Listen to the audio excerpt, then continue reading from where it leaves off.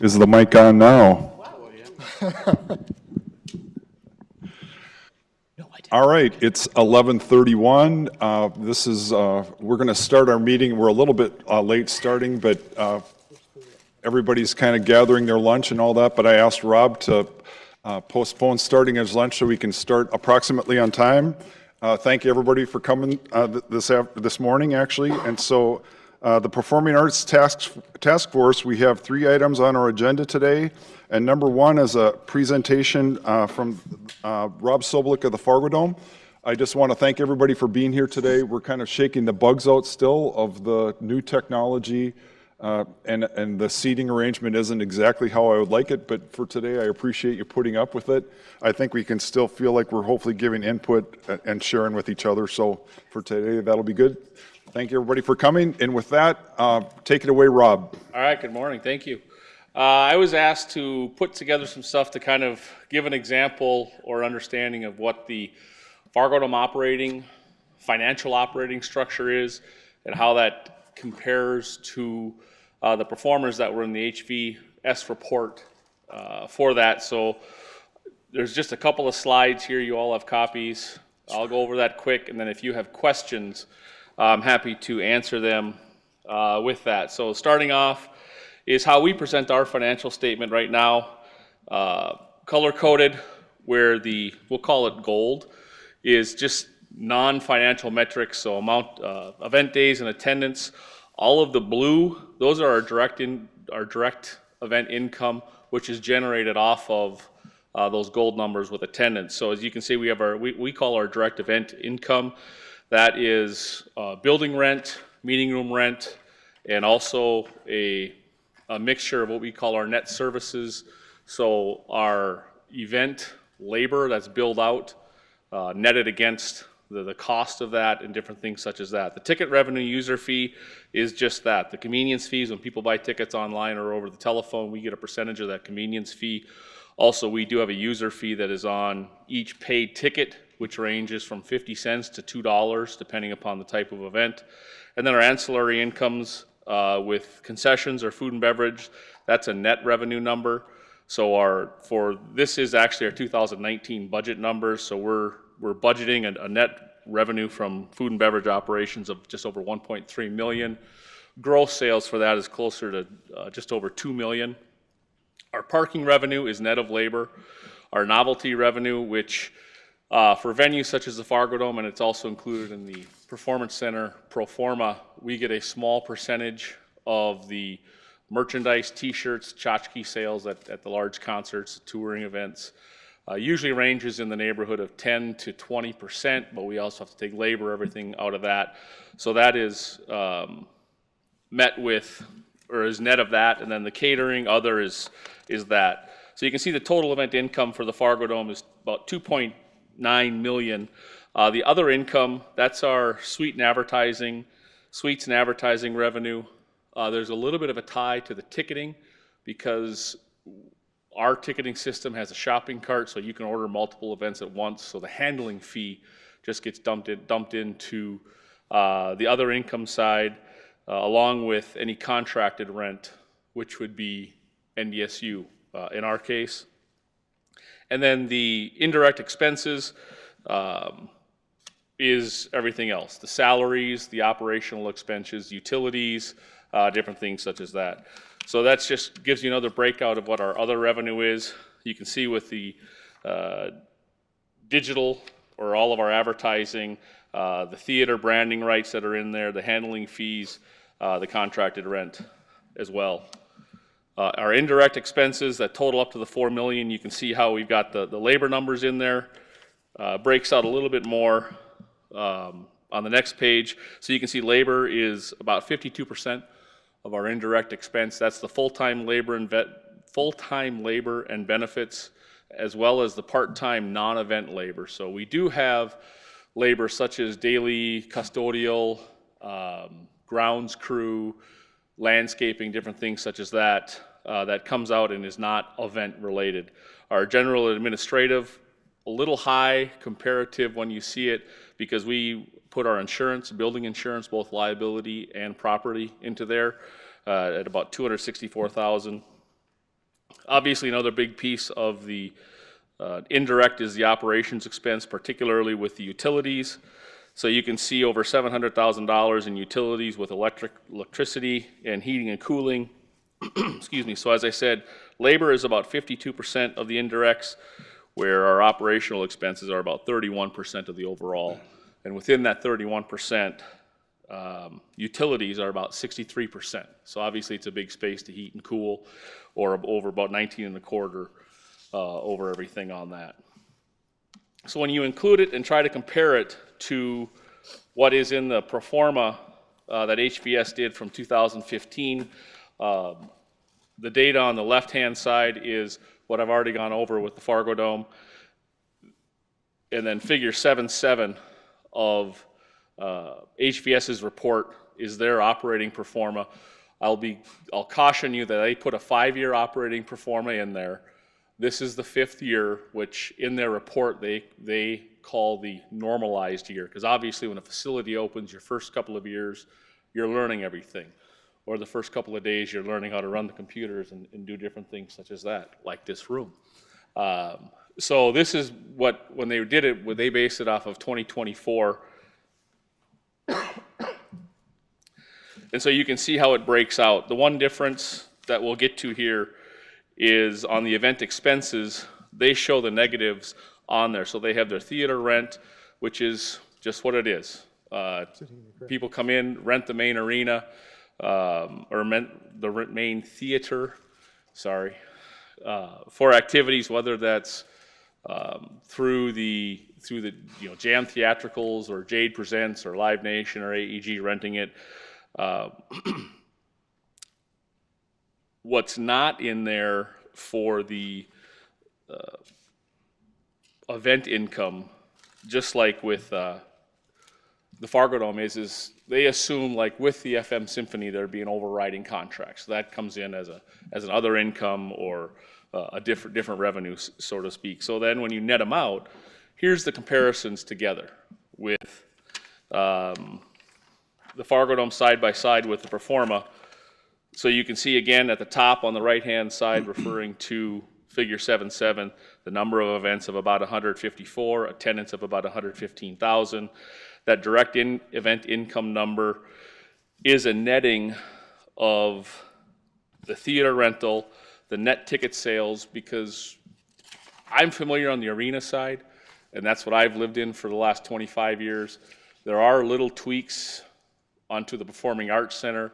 You might have a little bit less building rent, shall you say, where we charge $35,000, $40,000, $50,000 to a concert to rent the facility plus expenses. What I see is a lot of performing arts centers will charge a smaller base amount, but then take a percentage of ticket sales.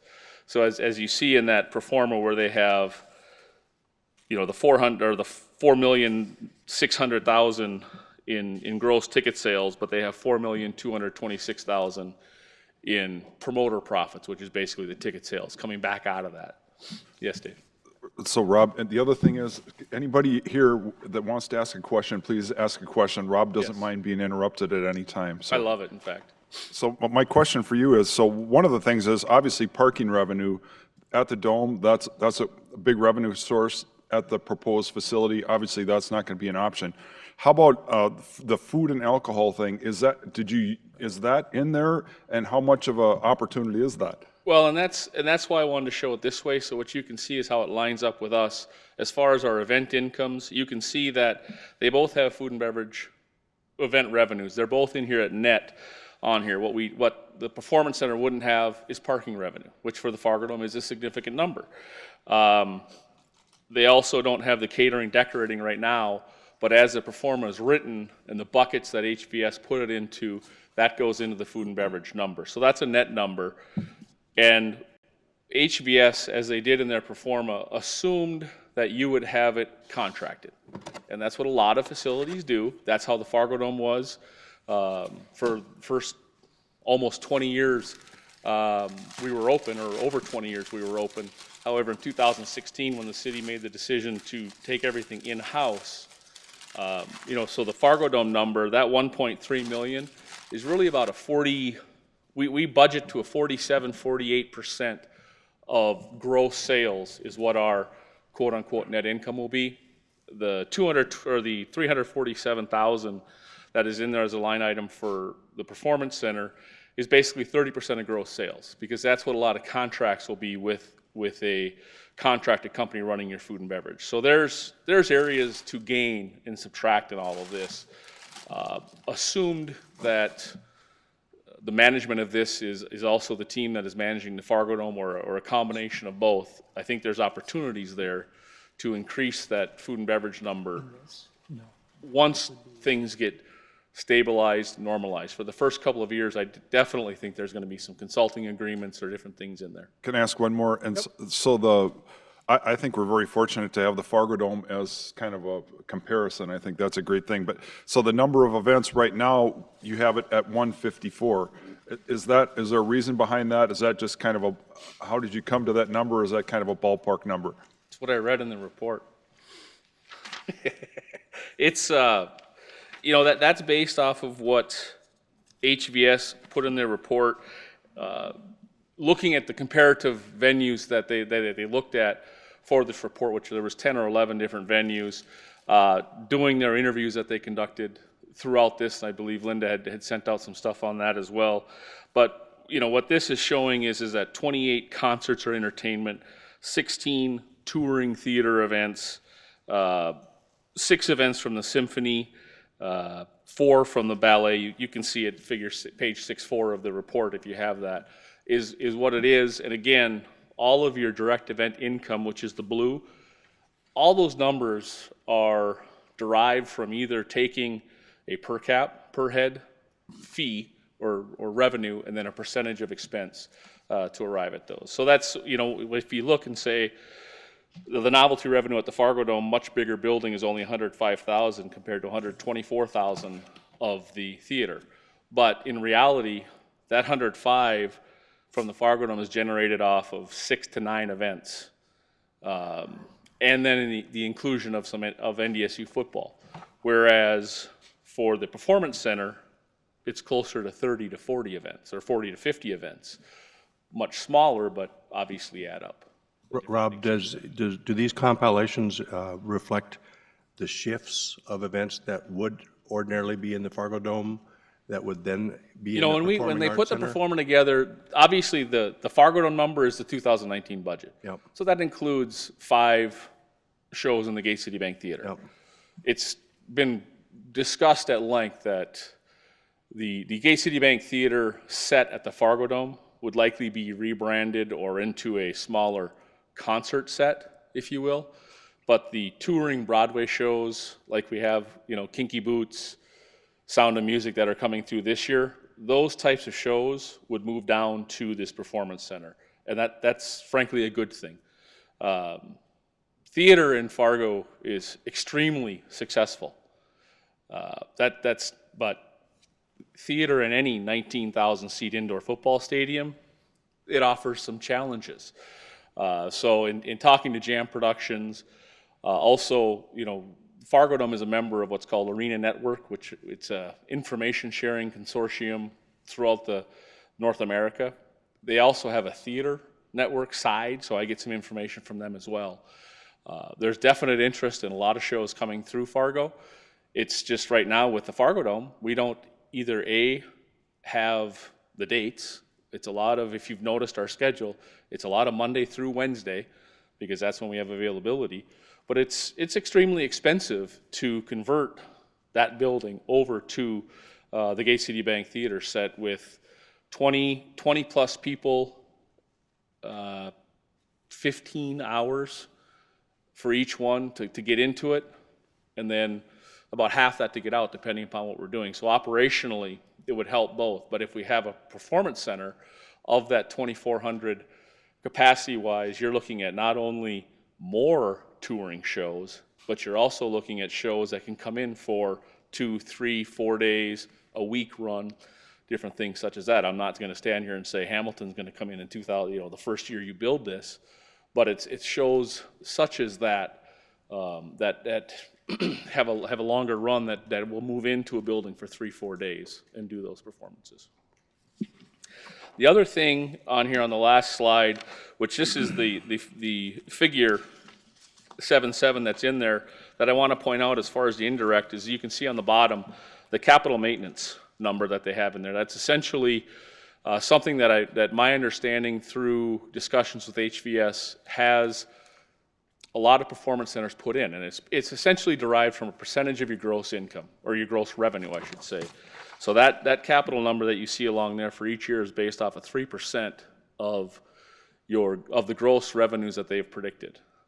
The Fargo Dome is unique in the sense that the very intelligent people who put the financing package or the financing system of the Fargo Dome together created a surplus with that. So we don't have a capital fund, capital reserve line item coming out of our operating budget because we have the Fargo Dome surplus, which, well, we won't say what it stands at today because it hasn't been fun in the market for the last 3 months, but it's plus $40 million. So that's what we use for capital improvements, whether it be the video project we did several years back, football turf, all the different projects we do at the Fargo Dome.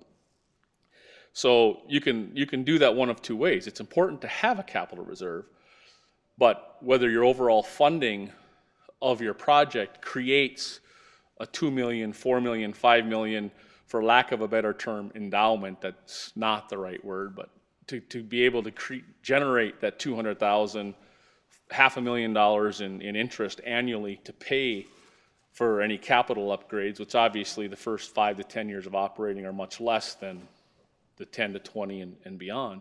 You can remove that line item from your direct operating, and so that obviously enhances your overall bottom line as well.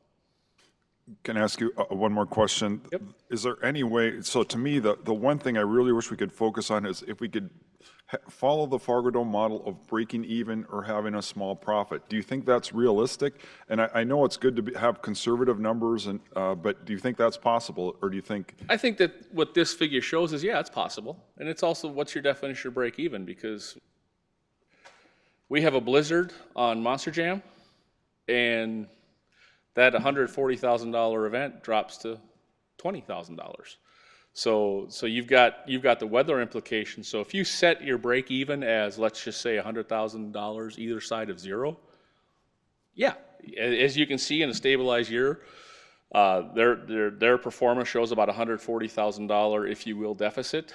But as I've explained, you remove that $223,000 capital, or you take the food and beverage net income from 30% up to, say, 40, 45%, you have different ways of generating extra revenue. They have 8 full-time people in their performa as far as labor for this type of facility. If it's team managed between the two facilities, I think there are maybe some even more savings potentials there, particularly in today's world of, unless it's the day of the show, very few people buy their ticket for the event at the building. It's online, it's over the phone, or they come to the Fargo Dome to buy tickets for both venues if they want to have in-person sales. If there's not an event going on there, there's really few people that need to be at that building on a daily basis. You have a set design. It's multi-use, but not necessarily multi-purpose. You're not having football, basketball, theater, rodeo, Monster Jam, or a convention in there. You're having symphony, Broadway theater, concert that can go into that type, opera, ballet. They all use the same stage. They all use mostly the same seating, different things such as that. So I definitely think there's opportunity there for a break even, if you will. Anybody else on the group have a question? And actually in the audience too, if you have a question, we'd love to have you join the conversation. That's excellent, Rob. I want to thank you very much for, you're obviously an employee of the city of Fargo, and That doesn't mean I can't still send you a consulting bill, though. Rob, I do have a question, real quick go ahead. question. So what was the process of getting that fund established in order to take care of maintenance? I mean, was that, The capital fund? yeah, was that from revenues? It is a combination of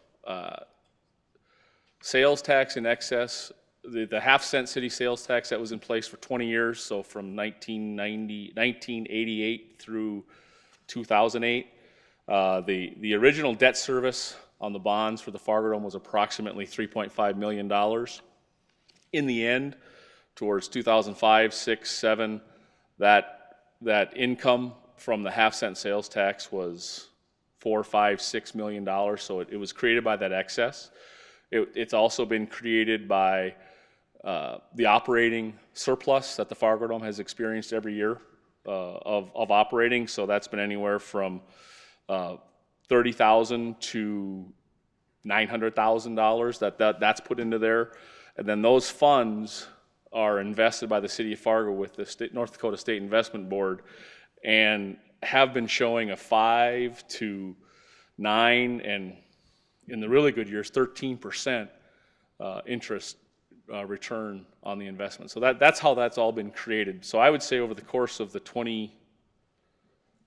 don't make an accountant do math in his head, 28, 26, 27 operating years, the operating surpluses well over $7-8 million that have gone into that, and then obviously the interest and different things. Plus, it's also good management. It's good management of the fund, where the finance committee and the authority and the city commission has decided, for an example, in 2012, when we put in the West Concrete parking lot and the new football turf, instead of paying $5.5 million in cash, took out a bank loan, paid 3% to 2.5% interest, but still made 7% on the money. Same thing with the video board project, $7 million, bonded for it and paying 2.4%, but getting 5 to 7%. So it's just good management by everybody on that, making sure that it can maintain what it has. Rob, I'm just curious about your general trends. And then, sorry, Arlette, I think you were just going to talk. I think as I saw the studies in the past, there's a downward trend in performing arts centers activities. And yet you're showing us that in the first 5 years or so we'd have an increase. Is that because of a honeymoon and it's new and we're a growing community, or how does that mesh with the national trends? Well, I'll say number one, HVS is showing you that, not me. All right. But that's through the funding, and as I review the data that was put in here, it has to do with the average age of the citizens of Fargo, the income level, the education level, basically every measuring metric that you would take for performing arts, theater, symphony. Everyone that says this is what you want, that's what Fargo shows as far as the average income of the households, the average age, the average education level, all of that is very, HVS was very surprised, or not very, but surprised when they went through this to say, wow, it's Fargo. I'm surprised they don't have a facility already. And as facilities that used to play this role, whether it's the Fargo Civic Center, the Fargo Theater, what was known as Playmakers Pavilion, have changed their missions, it's missing that 1,500 to 2,500 seat venue that could hold this type of event. Charlie. Arlette wanted to go first, I think. Yeah, if I could just clarify, Rob, and you might have covered this, but I might have missed it. The 4 to 6 million that the sales tax revenue was generating, is that the total for the full year? And how much of that was actually surplus that went into this surplus account? You're going to challenge my memory banks. I believe in the last years of that, when this Fargo Dome was receiving it, it was upwards of the $10 million range, Okay. $9 million if I want to remember. And about 3.5 was for debt service. The rest went into the surplus. Okay. Okay. Sorry, I'm learning the new equipment. Rob, in the list of events, refresh my memory because I don't remember what they said. In the number of events that they included, were there any meetings or conferences included in that? There's banquets, socials, and others. Okay.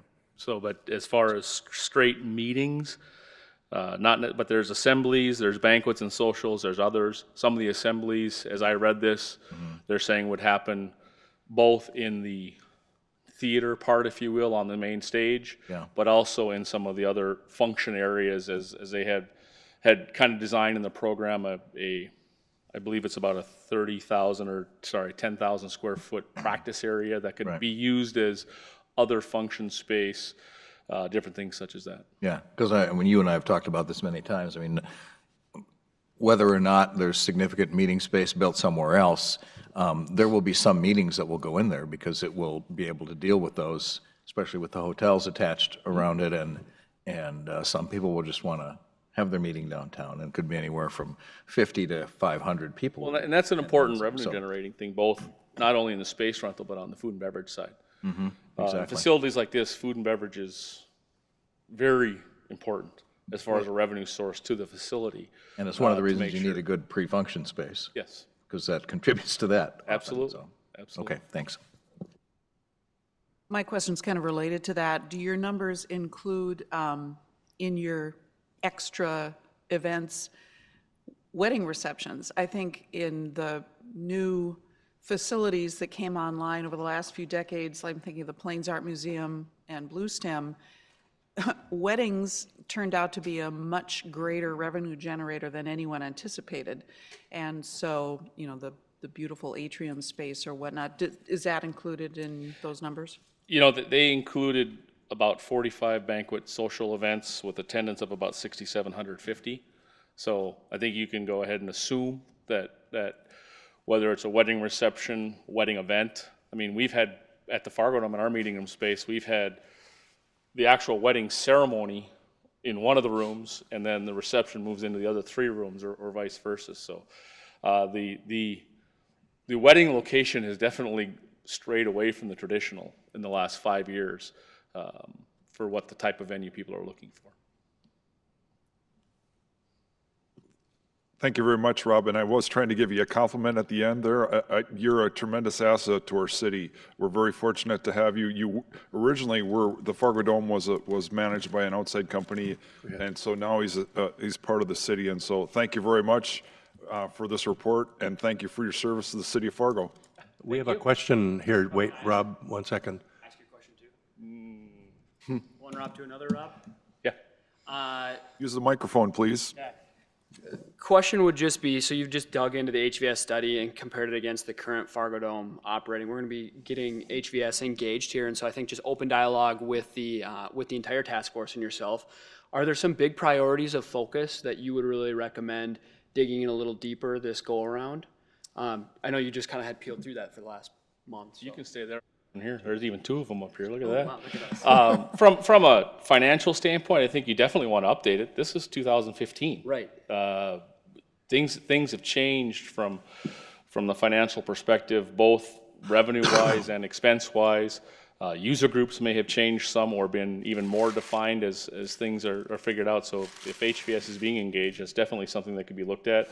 The Fargo Dome staff did play a role in this, and we're happy to assist wherever possible on any of that as well. Say, along those lines of questioning, do you see any gaps or opportunities for revenue that that we should consider as we move forward, knowing what you know now? I mean, box seating or suite seating, or is there something extra that could be considered that could potentially generate more revenue?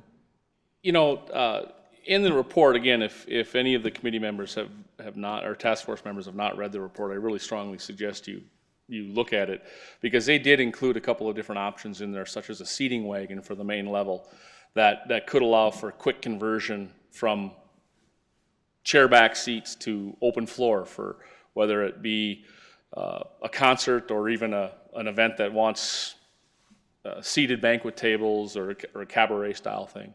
Event. As far as inside the performance center, I don't really think so. HVS is very good. They've got a lot of context. They're going to have that information. They're going to know better what your revenue generator is. You're not going to necessarily use suites in this type of facility, but more of a 2, 3, 4, 6 package theater seats, if you will. A lot of arenas around the country are doing away with some of their suites. Target Center, for instance, just went through another same age as the Fargo Dome, or 1 or 2 years within, and it's gone through 3 $80+ million renovations. But they removed some of their suites and went to a theater, what they call a theater box, where it's 6 seats, all-inclusive dining, and some beverages, higher end that raise that revenue. And again, it comes into food and beverage. To Charlie's point, there is a large focus, and there should be a large focus on meeting, not huge, but some meeting space availability downtown, in addition to what might be online already or coming online with some of the other venues, utilizing the Skyway system.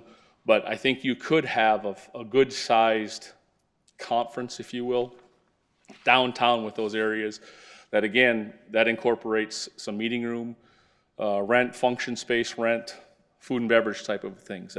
That's in addition to any theater, main theater type space that you'd have. But I think that would be very important to look at. What is the cost benefit? What is the cost of adding more space? There was some included in this. Do you add a little bit more? And then go from there.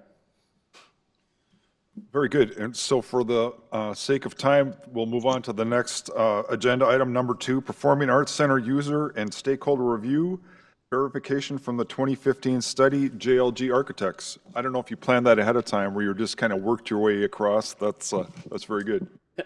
No, I was just wanting to make sure that we are able to try to encourage as much open dialogue, and the same will be true for this portion of the presentation and conversation. Is just please feel free to interject, and really the emphasis right now is to quickly go over, and I guess to any level of detail that you are interested in doing. We want to make sure that as this update to the feasibility, the same information that Rob just presented is also being, we're looking at the people that we've spoken to prior that created this initial feasibility study, and that still aligns with the expectations of this task force. And if there's updates or additional conversation that we're having that, and if there's new people that need to be brought on board, that we're thinking about that and thinking about as a group the best way to handle that. And I guess the way that I would frame it is we want to make sure that the task force, yourselves, are able to continue to be the authority to make recommendations and drive forward. And we recognize that you're representative of a greater group of people in the community, and we understand that that might also require you reaching out to other people and getting feedback and bringing that forward, or you may want assistance, whether that's via the city, our team, HVS. We just want to make sure that that's all in alignment so that we can continue to move forward effectively and efficiently. Also, Rob Remark with JLG Architects, Scott Jordan Denny, and Matthew Dunham are also here in the audience. So I guess with that, open it up for dialogue, and kind of we just took from the HVS study the groups that really participated in this initial feasibility analysis, and really the main deliverable for this process is updating this. Running through this list, are there potential users that this group feels we should add to this list? And if so, recommendations on the best way to make sure that we get their input and bring that forward back to the task force and have it inform the update. Thank you. So the list that I provided probably isn't exhaustive, but it's a dozen groups at least, 5 school districts, 3 colleges, universities, and I know you interviewed a handful of those, but I think in order to get a clear picture not only of how many groups would use this, how many times a year, asking the groups to project how their planning and programming might change if a facility like this were available. Also to dig pretty deeply into the finances of the groups as well. I don't know any of these groups that feel like they're on solid financial footing, but when we look at those pro formas, you're projecting rental fee from the user groups and a portion of ticket sales. So those are huge parts of our own operating budgets. So I think, and I know I've made this point before, but we need to stay really mindful of it, that any sort of financial projection has to really reflect the reality of the groups that primarily we're building this space for. So certainly an updated round of interviews, I believe, would be called for with, expanding the number of groups that you talk to. Rob, I'd say too that, that was incorporated, Linda, into the original pro forma, that a touring Broadway show or touring concert is likely going to pay more rent than, say, the ballet or opera. But that's very valid to look at that. Also, just the different types of fees that, unfortunately, me as a consumer, us as a consumer have to pay, but myself as a venue operator depend on. So there's different things with that as well. And I think as far as who to talk to, I know obviously Jade Nielsen, Jade Presents, great local promoter, will do a lot of activity in here, but there is definitely interest from other national, Live Nation, their Minneapolis office that we work with a lot, AEG, Frank Productions, they do have a lot of interest in this type of a facility. Just looking at all the club activity in Minneapolis, no, this isn't going to be Minneapolis, but the many different clubs they have there, performance centers, performing arts centers, in that 1,000 to 23,000 seat range, some of those are going to, or more of those are going to matriculate up here than already is with the sanctuary or performing at the Fargo Theater, or different things such as that. Perfect, that's very helpful, Rob. If I could ask a question, Rob, with the original projections on the revenue, were the rates that were set based on regional market, local market? If I recall correctly, the rates that were set were both regional. Were also based on what their comparative venues were charging or are charging. I think it's fair to say Festival Concert Hall at NDSU is a wonderful facility, but it's going to cost more to have your performance in a brand new $50 million performance center than it would at Festival Concert Hall. Different things such as that. And those are all things that you have to be sensitive to, but also realize that it costs more to have an event at the Fargo Dome than it does the Civic Center or at Shields Arena, because of the size, because of the level of service, because of the type of amenities that are available. I guess a question I'm having too is, how many of these groups will really fit well in a performing arts center? Some of them are very small organizations with typically smaller attendances. And I'm wondering, will they really make that shift over to performing arts center or not? Will somebody want to have a show in a facility that holds 2,500 people and you have 100 people in the audience? Or how do we get, I'm just worrying about that dynamic of that reality. There is some of that, but that's also why through balconies, closing balconies, you adjust attendance. Maybe your main level is in that 800,000 range, so that 500 people looks pretty good. You don't have the upper balconies open. I think the other side of it, as far as Travis's question, and Linda knows as well, concerts have different sound acoustics than symphonies or things such as that, and there is technology out there. My understanding is to change surfaces from soft to hard. Those are all things that unfortunately come with an expense, but also make your venue more feasible to be able to host a larger variety. And so, if you look at the attendance projections, yes, they had local theater, 30 events, but about 3,000 total people. So 100, 200 and that's my people attending, and that's where you'd use a smaller setup to accommodate that. And what I'm wondering, Rob, is maybe when we're looking, and Linda, at these entities and groups, is we also gauge what is their typical attendance, so we have that measure as well. We're not just assuming they're all going to fill the house. I mean, I've just listed groups that already perform in a 1,000-seat hall, or Fargo Theater, which is 800. So I didn't include any of the ones that have like maybe 100 people that come to their, that they would still use the smaller venues around town. That's my guess, yes. Yeah, I think it's fair. This venue is not going to take everything out of every venue. No. There's definitely a need for all of the other great venues that exist, whether it's Theater B, the Fargo Theater, the Sanctuary.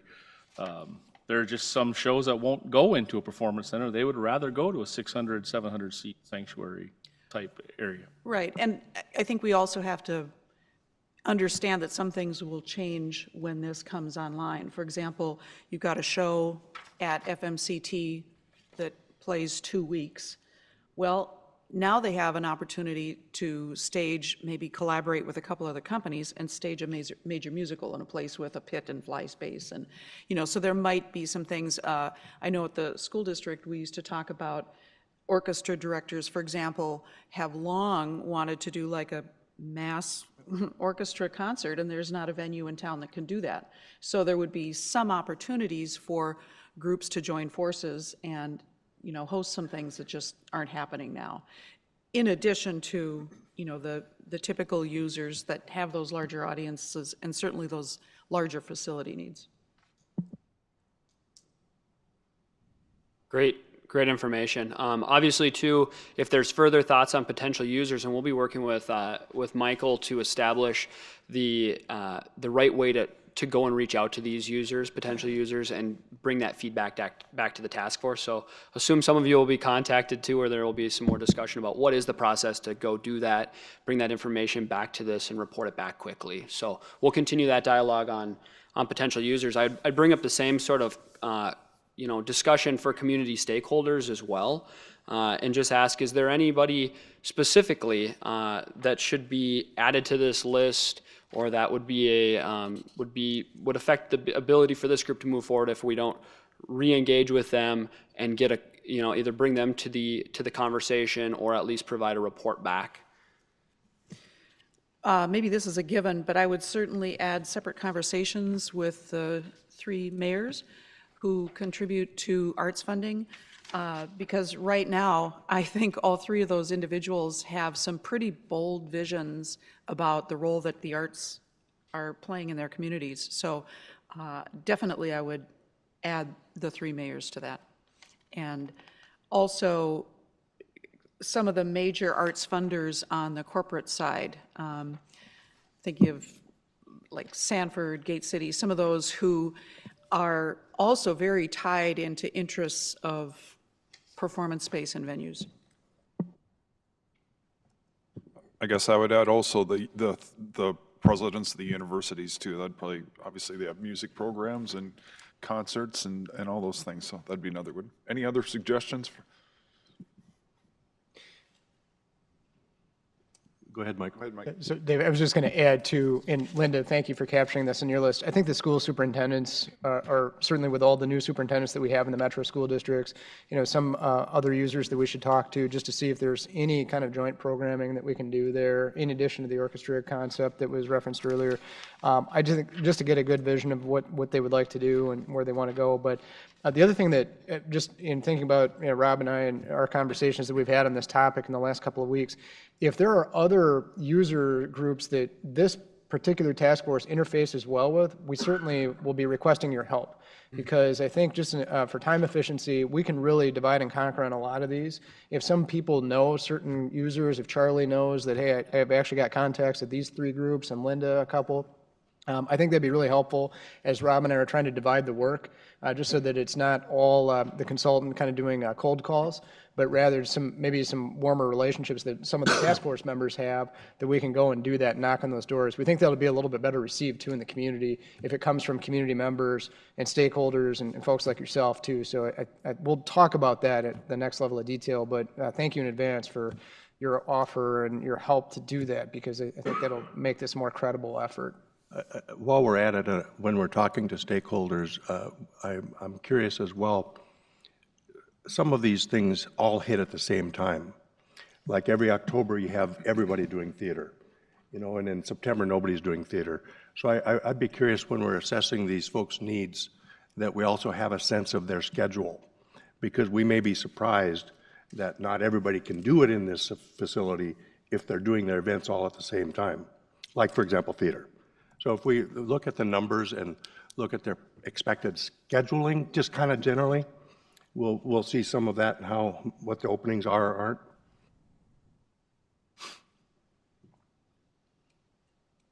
And similar list here for local venue operators. You'll see some repeat things here, but here are some of the operators that were studied in the 2015 study.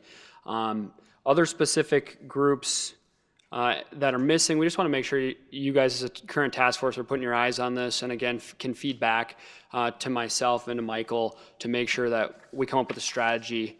We want to just set this task force up for success and to have the information very similar to the way Rob was able to present it, and this is how it was done in the study, and this is why that information's there. We want to make sure that when we wrap up this update, that we have that same sort of definition to it and thought process.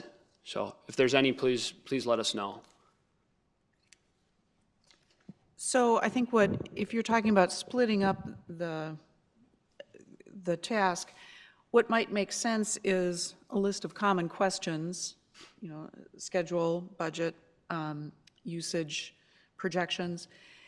So I'm curious, as the questions that you would be asking the local venue operators, are we asking them to project how such a new facility might impact their current operations? What were these necessarily asked in the previous study? Or was it a matter of helping us decide what the sweet spot was in terms of seating? And some suggested questions would be helpful, I would think. I agree. I think you're tracking down the path I was thinking, Linda, because you really want to standardize that so that everybody's getting presented with that same level of questionnaire. But the thing I like about that is that we need to also know if we're going to create some limitations on their operating funds and their revenues by moving into a larger facility. I think Rob, hit on a couple of good concepts. I mean, we know that there's just going to be a cost to operate and maintain a new facility. But just to kind of get everybody on the same playing field, and just to also gauge, scale of 1 to 10, what's your level of interest? Are you a 4 or 5? Are you a 7, 8 that you think you could really be a plausible user here when we open? And I think that might be also a question that we want to ask about timing. We might also have some users that say, I'm under contract with a venue now for the next 5 years, but if you had something by 2025, I might be a future user, but it might not be a day one user as well. So I think that Rob and I can work on a suggested question set. But again, we're just trying to figure out where the connection points are. A lot of the 15 contacts that HVS made are still relevant and completely on point, but we know that there's been some other additions to the local market that we want to capture. And so we want to help and just make sure that we're doing this in the most efficient way possible. I think that direction is a fantastic direction. I think what we could do is put together just a memo that could be approved by this task force with some of those questions, and we can make sure that we have a strategy for who goes out to reach out and fulfill that with some of the new names that we just heard, but as well as reaching out to the other entities that were interviewed in 2015 as a follow-up to say, this is what's going on, here's kind of a quick overview, and is this still in alignment with what we've heard in the past? And please feel free to respond that way, so that everybody that's been reached out to before is also still engaged. They're not feeling as though, hey, they talked to us in 2015, but in 2019, it's like we just fell off. That's not the case at all. We want to make sure that that we're also engaging everybody, but we're doing it in an efficient and effective way that's cost effective for this task force and for the city as well. So. To take that a step further, I certainly would be willing to help out with these kinds of things. A standardized questionnaire for sure, which also should include what level of cost are you comfortable with? Yeah. What's your, because you may have to have a sliding rate scale, right, Rob? I mean, I think you're going to have that. You have that in some cases at the Fargo Dome, because it depends on who's going to be there. But I would also maybe request that it be, if we agree to do this, which would be great, volunteers could go out from our group could go do it. It'd be nice maybe if someone from JLG was along to make sure certain specific questions do get answered and get interpreted, the answers get interpreted the way that they want them. That's just a thought. I mean, I'm willing to do it if I've got a standardized list of questions and I can try, but it might not hurt to have a couple of people at each meeting. So yeah, one of us gets to make the introduction, break the ice, get the conversation going, maybe ask some of the harder questions with people we know, but then make sure someone else is there to get the input that you need for that kind of thing. Yeah, and to track it for documentation and be able to bring it back and plug it in. Yeah, I was going to add that part, but I didn't want to, sound like I didn't want to take notes. But I understand. I don't. It comes with the territory. It's fine. Well, thank you so much for the dialogue about this. Honestly, this was exactly what we were hoping for, that we would get some, some of your input. And if something else comes to mind related to this, that, just please shoot Michael an email, let us know, and we'll bring that forward. And I think we'll put it on an action item list. We'll be to as quickly as possible get that question list going so that you can review and comment on it, and so that we can move that forward quickly. Thank you. Thank you very much. So moving on, the last item on our agenda is site vision analysis, objectives and criteria, JLG Architects. Thank you. I'm Scott Jordan Danny from JLG Architects. Oops.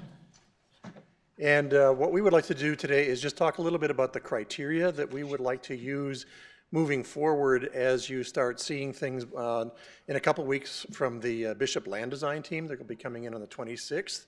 To review the plaza design as well as explore some different site options for you. And then we are also exploring site options kind of parallel with them.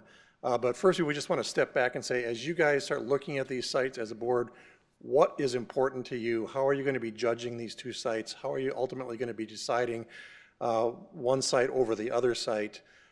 So what we'd like to do first is just talk through some of the kind of background information that we've assembled here, and we will be coming back probably in a month or so with some of our assessment, but we'd like to use this criteria to inform our assessment as we look at these different sites. So again, the site A and B that we talked about a few weeks ago, the Mid-America Steel site is now not part of this discussion any longer. That kind of came out in the last meeting. So we're focusing on site A, the Civic Center site, and site B, what we've been calling the southeast corner of the plaza site. And on the slide in front of you, you'll see some arcs off to the left-hand side. They are a 1/4 mile, 5-minute walk from the two sites. So obviously the yellow arc that's further left is a 5-minute walk from site A, the Civic Center site, and the blue arc is a 5-minute walk from site B. And to give you a sense, you guys know your community really well, but just to give you a sense of the kind of activity and venues, restaurants, bars, nightlife that's happening around in downtown Fargo. You can see the two sites off to the far right. The Civic Center site is that big gray building kind of in the upper right corner, and then the green box at the bottom of that green box would be where site B is, and you can see obviously Broadway is really the core of restaurant activity. The red dots are dining, nightlife, bars, and the blue is retail, and you can also then see the two major parking ramps, parking structured behind the Radisson and the Roco ramp that's just recently opened. So to give you some sense of what's happening around that area, what fits within those arcs of the 5-minute walk. And then this is a map that shows basically empty lots that are currently parking lots for the most part. You can see actually quite a bit of downtown is parking fields. And I think this is important, one, to just think about the parking that's around these two sites, but also some of these sites that might be potential future development sites. And I think you'll be seeing a lot more of that with the Bishop Land Design team next week. And then you'll also see the two yellow squares where the parking structures are at the Radisson and at Roco. If I might interject just for a moment here, and I know a couple of meetings ago I wasn't here, and Jim Gilmore presented information on parking. One of the questions that occurred to me as I looked at that review was, yes, there's parking, but a lot of times those parking lots are full of their tenants at nights and when we're going to have events. So I'd like to not just know the parking, but I'd like to know when the parking's emptier. Like the Roco lot, we can say there's so many lots, but you're not going to get these people in there. Right. You know, I mean, we can count those parking spots, but the reality is, they're already over full. Right. You know, so that's a concern to me is, yes, there's parking, but will the parking be realistically available on the evenings and weekends when we're doing these events? If we could add that information to our study? Absolutely. I think that's a great point. You know, maybe along those same lines too, to include, I think there are 5 other sites, or is it 4, that are plotted to have potential parking ramps? Yeah, I believe so. Maybe those could be included as well. If, maybe they're not in walking distance, but it'd be nice to know or to see where those might be. Absolutely. conjunction as well? Absolutely, yeah. Yeah, we would love to incorporate the kind of information that you've been seeing lately. Obviously, this is a broad brush of just trying to get this exact conversation to happen, and the more information that you guys want to see, the more we can bring back to you in the future, absolutely, yeah. I don't see any reference on here to there's going to be a parking ramp behind the new Block 9 building. Do we anticipate that will always be full of RDO employees? Or is it, I thought the idea was that these parking ramps would offer parking in the evening, including ROCO, which it does to some degree. I know they have some tenants in there. You can't get in there during the day very easily, but at night, the whole idea was to create these multi-use parking ramps. That's what they were sold to us on, the idea that they would be filled in the daytime, but then they'd be filled with different people at nighttime. We may be surprised. I'd like to know that information rather Sure. than just Oh, yeah. assume it. That's all I know. It'd be good to have numbers for sure, but that's the way it was sold to us, and I don't know, you know. After 5, it's free parking. But then there's another apartment building next to it that's filling it. Yeah, For example, Anyway, local. yeah. Example. Do they get parking in that ramp too? Absolutely. Yeah, well, that's going to change things for sure. Jim, I'll get this information to the, to JLG, but our terms with the Block 9 ramp is that there will be 200, and on weekends for the public. So, the hotel, it's gonna be 379 spots. They'll be able to, 125 key hotel, rarely would they have more than 200 people in there at a time.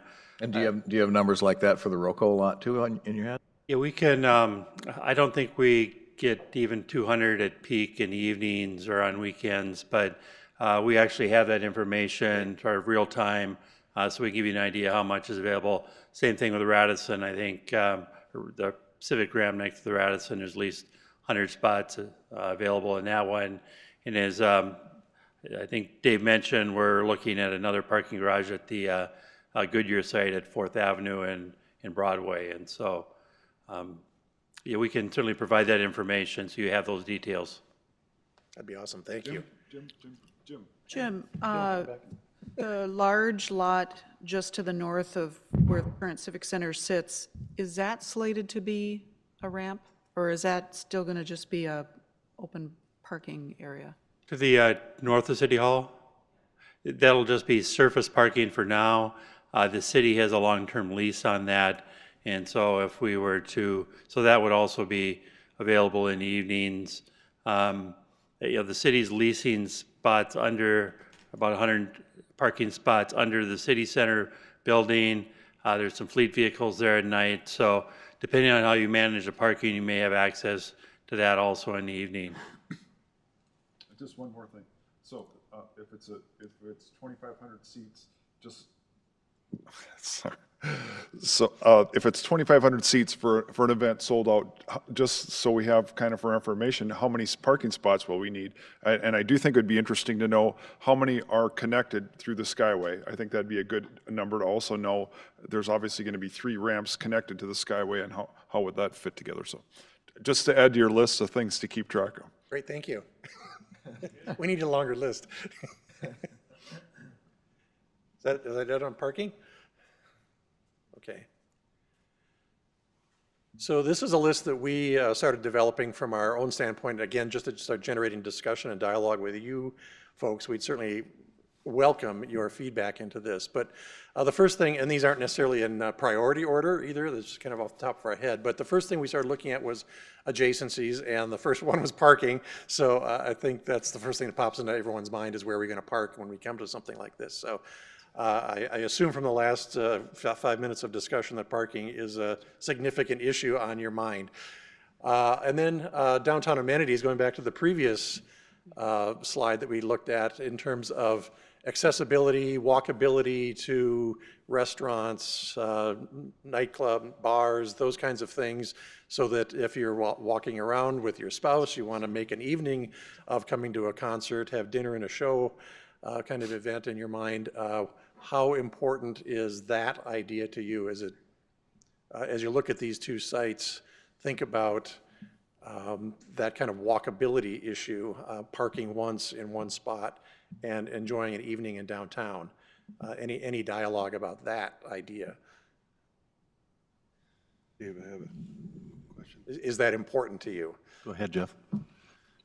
I just need to know, what is the status of the Civic Center? I mean, will we be, when you look at these sites, can the city maintain the capacity to have a performing arts center and a civic center and be dealing with the operational costs, the failing infrastructure of the civic center?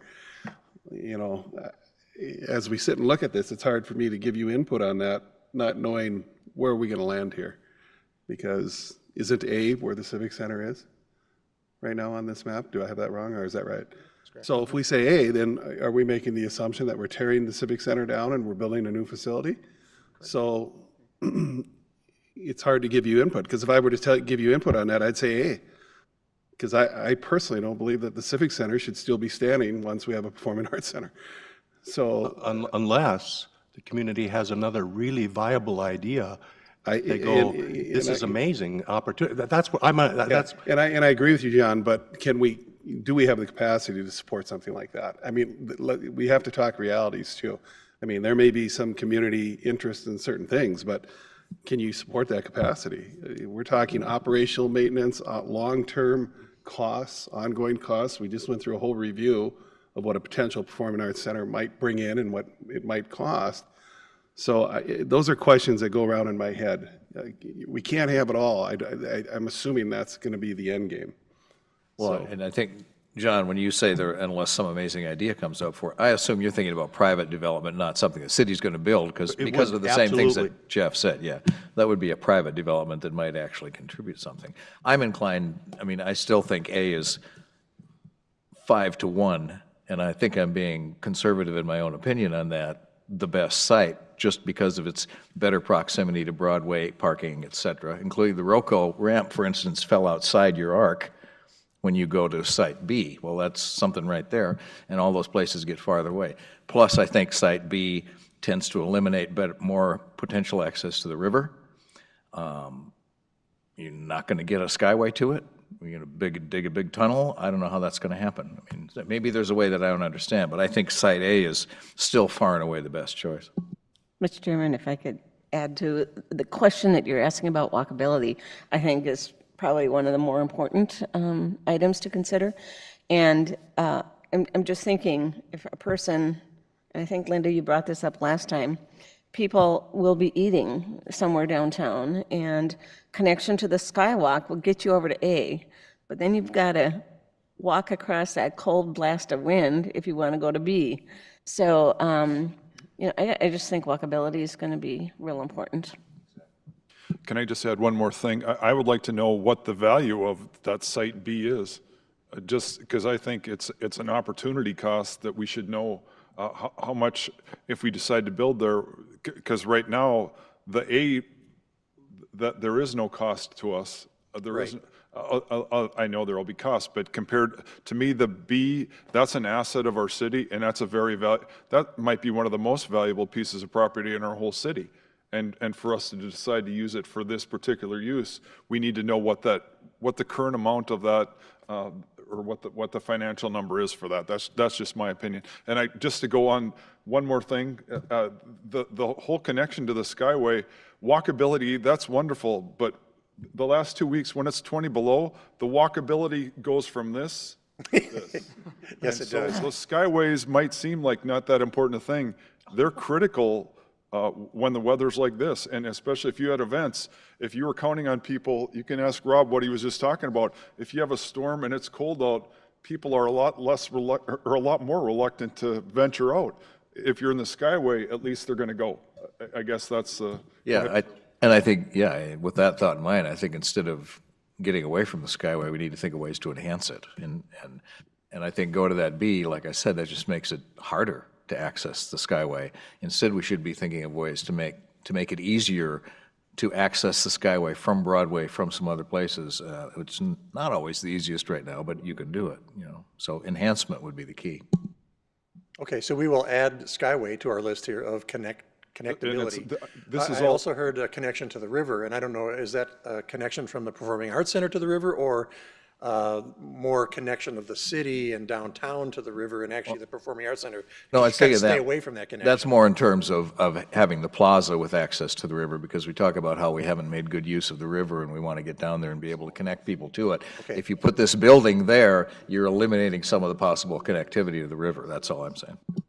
Right, and I would like to echo both what Dave and Arlette said, that, you know, A, really has connectivity to everything downtown, including the Skyways, and B, the opportunity cost of if in the future, very lucrative private development were to kind of anchor that corner, you know, that would ultimately be a good asset for the city to have hung on to that for maybe a higher private use if that land could be spared. But it's hard to, and maybe this is your goal for next meeting, but it's really, I think, hard to make an even playing field for A and B, where I do feel that A has so many more advantages going for it. I really don't know what the Mike, purpose and the one thing I will say is this is great conversation. So I thank everybody for participating, and that's what we're here for. So go ahead, Mike. Yeah, and I was just going to add, and this conversation will continue. Your next meeting, actually in 2 weeks, when the Bishop team is here, we'll get into a little bit better detail. You'll recall our previous meeting where this task force is owed some additional information and background on these sites and figuring out feasibility. Is it real? Is it not on A or B? And I think the message for today is we really don't need to determine, you know, one or the other, but really by next meeting and into early March. That's really the decision-making timeline, and we'd appreciate the recommendation from this group. But I know Bishop, too, is looking forward to coming back and kind of talking about some of the other specific challenges with both sites and opportunities as well. So in 2 weeks, we're going to spend a lot more time on this very question of A and B. You know, where, as I'm hearing this group's working unfold, it's my sense you're looking at where is it something that the city or public already owns the property, and where is it that access and proximity to downtown is important. I don't think any of us are saying that the best place for a performing arts center should be next to a city hall. I've just never seen that in my life, that's a criteria. But what's occurred to me last night, you know, just south of us, we're talking about 541, we're asking for an RFP right on that corner where, and that's just south of B a little bit.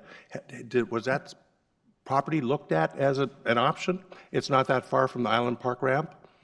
And another thought that as long as, because I don't want to ask these questions later and go, gosh, I should have asked them just to get them out of my head. I'm sorry, which property are you talking about? Where the Park Avenue apartments were. Oh. That Okay. whole corner's opening up. And the city's asking for an RFP on it as of last night. You know, it's a really entry to the city, you know, that south side of Maine. It's just one thought. You know, and the other one is where the apartments were all demolished over near the Prairie Roots. You know, we have that whole block opened up. And I know downtown's moving west. I just want to rule these out in my head so that somebody down the road goes, you should have maybe looked over here. And I know it's parking is one thing and public access and ownership, but these are just questions I'm getting out of my mind.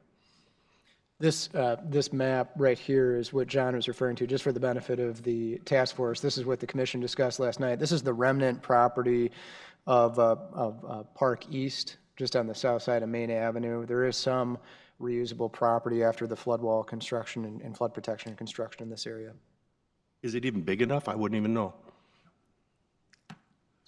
Pretty small, about 55,000 square feet. Okay. And yet, what's going to be unfolding over there is that whole neighborhood might be evolving with the Lashkowitz high-rise, for all we know, in the next few years. So there might be a really big change in that little So I think area. what we would like to establish here is criteria that gives this task force the ammunition, I guess for lack of better terms, to be able to defend whatever decision you make and to be able to assess these two sites. And if you think there's other sites, I guess you're right, now is the time to get them on the table and either say they're viable sites or they're not. And I think they need to be judged on a a fairly lengthy list of criteria, and maybe, you know, it has some adjacent parking, but that's just one piece out of 15 criteria points that we need to address. And I think we all want you to really have a strong feeling of support for one side or the other by the time we get through this process, and be able to answer any questions about any one of these criteria that we've been talking about, to say, we feel this is the best site because of A, B, C, D, E, F, G. I mean, you've got a long list of reasons why this is the site.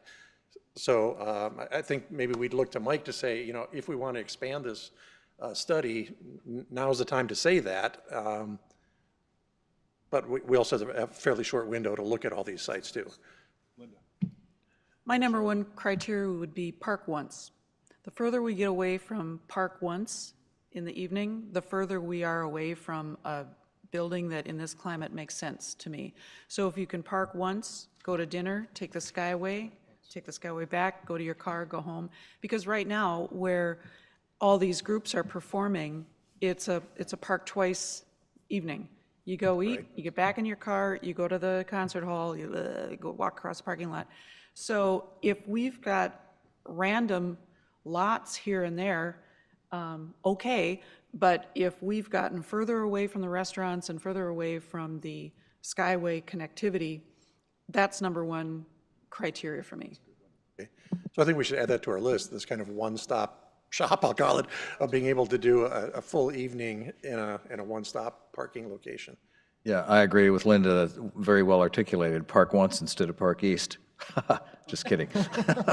But it's just getting it, and all of those places, you're right, John, are developing, and we are moving west for sure, but none of that is really happening in the next year and a half. I mean, small pockets of it are.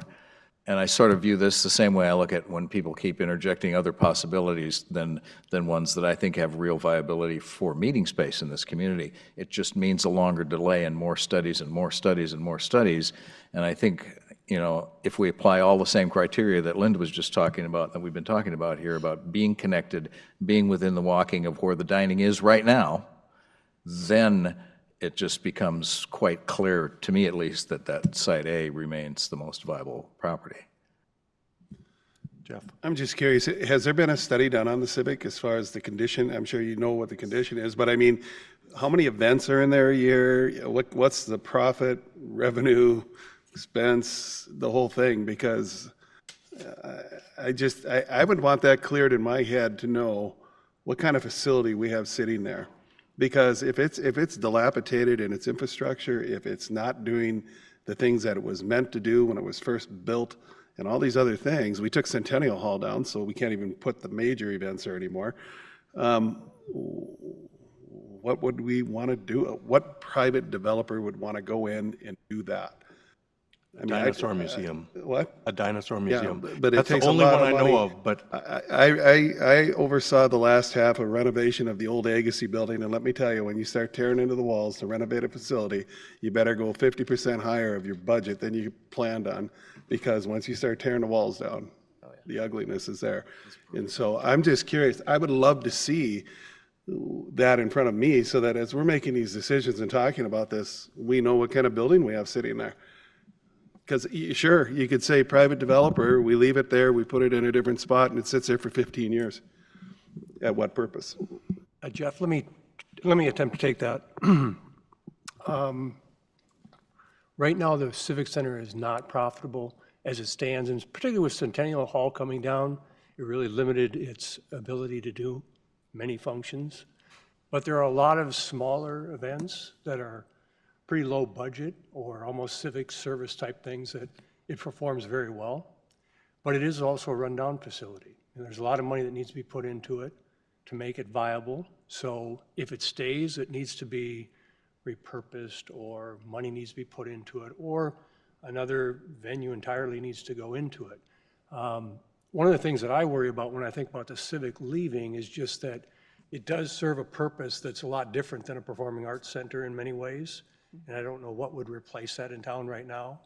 And to keep that the way it is right now, serving that purpose is pretty inexpensive on one hand, because we've got the facility that'll serve those functions pretty well right now, although it needs some money. But I do agree that I don't know that it's the best thing to have in location A as we look to the future. But I don't want to see us eliminate it until we've really thought through the purposes that it does currently serve and understand what it does offer the community right now and what's going to really replace that. And that's what I'm asking for, is to see what is that? What is that purpose it's serving now? What kinds of events are in there? If it were to go away, what would the void be? So that we have that clearly in front of us, because I don't know right now. I don't pay that much attention to what goes on there, so. And Jeff, I'm more than happy to pull some of that information together with the civic staff. The HVS report in 15 did speak to a demo estimate of just straight demolition costs, but without a phase one. We don't know the asbestos condition there. We don't know what addition that would add to it. That's obviously something that we need to include.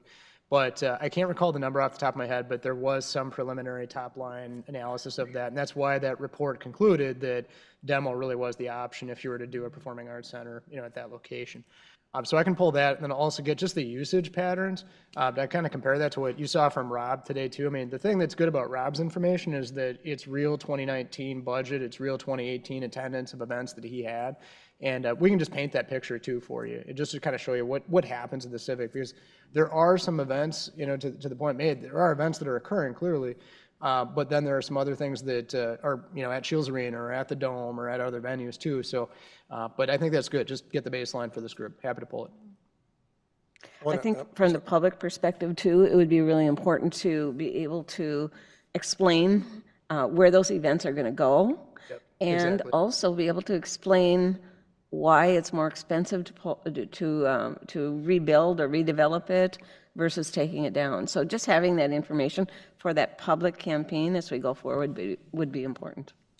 To use the Fargo Dome as an example too, there are events that go there that are community service events, but basically we rent either at a lower price or do you know what I mean? And so I think that should be part of our budget with this new facility, that not everyone is going to have to be a high profit. That should be part of our budget. Any business has a percentage should be for community betterment, or however we want to call it, but I think that should be included, and I think that does include some of the things that are going on at the Civic right now, but not everyone would fit that. But Not to belabor it forever, but Michael, did we look at the city-owned land across the street from Sanctuary? I don't know that I can't speak to that. I don't know. Well, the that'd be answer. another spot that's right in the heart of downtown. It's a whole block almost the city owns.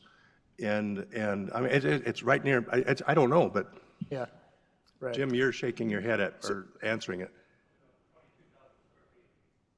That's how much is there? Yeah. So this has been a great conversation, but we've got like 10 minutes left before 1 o'clock. So I want to make sure we at least kind of talk through our logic and what our thoughts are behind some of these bullet points, and if there's anything missing that you want to add to this list. So that what we would like to do is give you back a list of criteria so that as you're looking at the Bishop report in a couple of weeks, and as we come back a couple of weeks after that, that you've got some of your own questions formed in your mind, that you're looking at a consistent list of measures and metrics and criteria for each of these sites. So our next piece was the Civic Plaza, and being adjacent to that, and we've had, pretty long-term discussions about having a coffee shop, a restaurant, those kinds of venues included in the Performing Arts Center. And is that a critical deciding factor for you about how the Performing Arts Center relates to the Civic Plaza and how it might enliven it and create activity and viability on the plaza? Is that a critical decision-making point between sites? I guess I'll just kind of rattle through these, and then you can open it up for some conversation quickly. Accessibility, we're thinking about that in terms of the two user groups that have to come into this project. One is the visitor coming for a concert, the drop-off possibilities. What are the road systems like around here? Is it accessible to be able to drive up, drop off, park, do those kinds of things from a visitor experience? And then from the opposite side, the service, bringing in big trucks, bringing in that road show that's going to have 3 or 4 semis, and being able to bring those trucks through, park, stage, get to other places. And then just visibility and presence within the community. How do you feel about one site or the other, how it is an iconic building that's at the centerpiece of town, that's really putting itself in a very prominent location, something to be proud of within the community, and is that contributing to the life and vitality of downtown? And then economic impact as a larger category. Does one site or over the other have a construction cost associated with it? And if one is more expensive, but you really, really want to be there, is that a deciding factor? Are you willing to spend a little bit more to be on the right spot? Or if the right spot is even cheaper, does that even cement it in your minds even more so that this is really the right spot? And there will be some operations costs with that. One thing we'll be talking about as we get into the technical logistics is there's some grade change on the site across the whole Civic Plaza site that you might not really perceive when you're standing there, but there's 7 or 8 feet of difference from site A to site B. And overcoming that might be an issue that would have some operations costs as well as construction cost impact. And then just thinking about the overall positive economic impact on downtown, does being that block closer, does that make you feel like this is going to have a more significant impact on the restaurants and bars and things that are happening in the core of downtown and on Broadway? And does one site over the other look like there are future developments that would be more likely to happen if I'm on one site or the other? Does that really drive it? Or is there some synergy between the core of downtown and one of these sites and what might happen in between? Is there something more likely to be happening, say, down 4th Avenue that might happen with Site A that wouldn't happen in Site B? And then looking at the technical logistics, big category. The first one we thought of is, does the building fit? And I think we've had some pretty good test fits on Site A from the original study 5 years ago. Site B is a little bit smaller, so we'd have to look to see, does that footprint still fit in any of these other sites we've been talking about? Are there compromises we have to make to what we've looked at to date to make the building fit on the site? Flood and the elevations, we have to be, the first floor of this facility has to be up at the same elevation as City Hall. So again, with that grade change between Site A and Site B in this particular slide, we've got to think about that. The grade change between Site A and City Hall first floor is 3 or 4 feet. The grade change between B and City Hall is like 7 or 8 feet. So there's a grade change there that we would need to deal with, and that might mean more structured floor in the Performing Arts Center. On Site B, we've got the pump house right in the corner there that takes a little nibble out of the southwest corner of Site B, and there's some constraints with that, with being able to build around it and how close we can build to it. Bishop will give you some more detailed information in a couple of weeks, but it looks like after conversations with city engineering that we can build pretty darn close to it. We don't have to have a 30-foot or a 70-foot setback that was mentioned in some earlier discussions. We can get pretty close, but there are some technical aspects of being that close to an existing building with big pipes and pumps and exhaust coming out of it that we would need to deal with. And then on the other hand, on Site A, there is the Prairie Public satellite dishes on the roof, and there's some production, some technology and equipment in the existing Civic Center. So there may be some aspects of getting that moved, or what happens if we do demolish that facility and we're expecting Prairie Public to move those facilities. How quickly can they do that? Is there money to do that? How does that work? What's the logistics of making that happen? So that was our quick rundown. We've got 5 minutes left here. We really want to open that up to see, did something out of that stand out to you? Is there something we missed that you guys feel is really important criteria that we need to add to this list so we can give this back to you in a couple of weeks for the Bishop presentation, and then again a couple of weeks after that on our own presentation and sites? I don't know about the group, but when I heard Prairie Public, I think it's important for us to understand what that expense is and what that looks like given the different options. Seeing what type of reaction happened when Block 9 was getting finalized. So I think we need to be in front of that. Okay. Agreed. There are also veterans considerations we probably should be aware of with the Civic Center. I'm not sure what the commitments are or were, but if we could just have that on the table.